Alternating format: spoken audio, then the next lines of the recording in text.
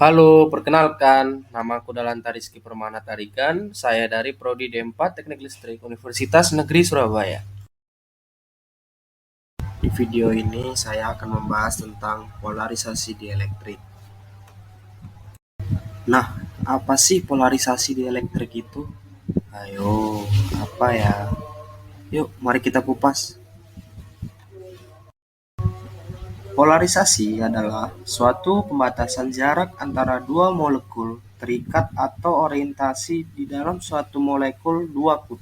Fenomena polarisasi dielektrik dapat dinilai melalui parameter permitivitas atau konstanta dielektrik dan faktor disipasi atau loss tangent. Jika pada fenomena tersebut disipasi energi listrik ke dalam bentuk panas yang menyebabkan pemanasan pada dielektrik.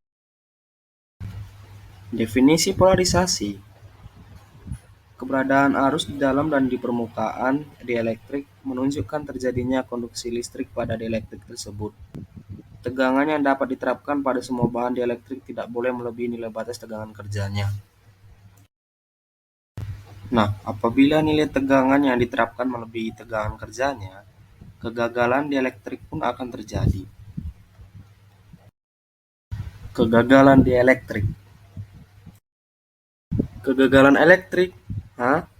Bagaimana sih dengan kegagalan elektrik itu? Arti dari kegagalan dielektrik yaitu hilangnya seluruh kemampuan isolasi bahan tersebut. Polarisasi dielektrik memiliki 4 mekanisme dasar, yaitu 1. Polarisasi elektronik. Polarisasi yang timbul dari perpindahan elastis dan deformasi kulit elektron atau awan elektron dan ion-ion. Waktu yang dibutuhkan polarisasi elektronik pada umumnya kecil, sekitar 10⁻⁻15 detik. 2. Polarisasi ionik.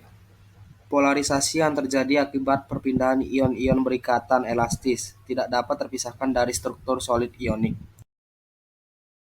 3. Polarisasi orientasi. Polarisasi yang terjadi akibat molekul-molekul dua kutub biasa bergerak secara acak ketika bereaksi terhadap panas. Medan listrik dapat mengorientasi molekul-molekul tersebut sehingga dapat terjadi polarisasi pada suatu dielektrik. 4. Polarisasi muatan ruang. Polarisasi muatan ruang terjadi karena pemisahan muatan-muatan ruang, yang merupakan muatan-muatan bebas dalam ruang dielektrik. Pengelompokan jenis dielektrik berdasarkan mekanisme polarisasi.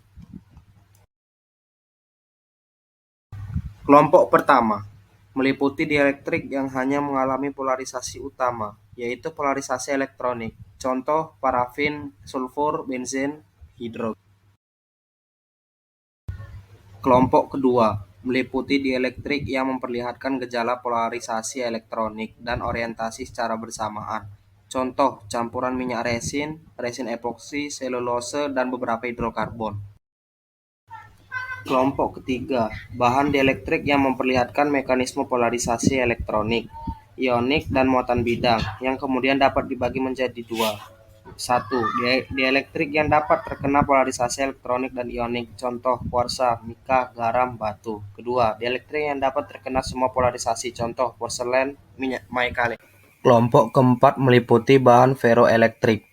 Ferroelektrik adalah gejala terjadinya perubahan polarisasi listrik secara spontan pada material akibat penerapan medan listrik yang mengakibatkan adanya ketidaksimetrisan struktur kristal pada suatu material. Contoh, monoklinik tetragonal.